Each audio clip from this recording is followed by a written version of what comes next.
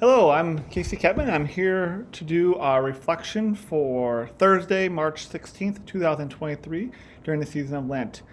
As I began to look at the first reading in the responsorial psalm in the gospel today, the responsorial psalm really spoke to me and jumped out at me, and specifically the response to the psalm itself.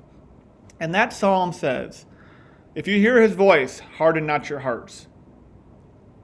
If you hear his voice, harden not your hearts. And so what that means to me, and I think what scripture is trying to tell us is that God's trying to speak to us. And we need to continue to try and open our ears and listen to him. Far too many times, I feel like myself included, is we ask and ask and ask God for this and ask God for that and just keep asking. And do more of the talking to God. When in reality, we could do a better job of listening, okay?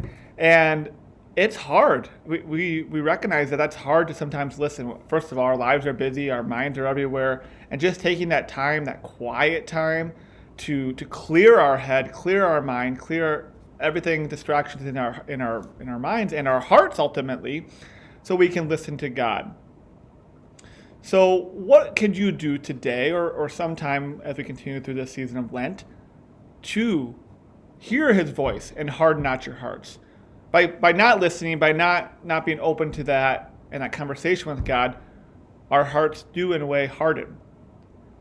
So what can you do, what do you plan on doing to stop and listen? I know personally I have to sometimes go over to church and just have that quiet time in the presence of the Eucharist. Maybe it's some for you, it's before you go to bed. Maybe for some of you, it's in the drive to work. Whatever works for you, that's perfectly fine. But really focus on, try and take that time and focus on that psalm today about if you hear his voice, harden not your hearts. Listen very closely. Listen for God speaking to you. Because you never know what the message might be.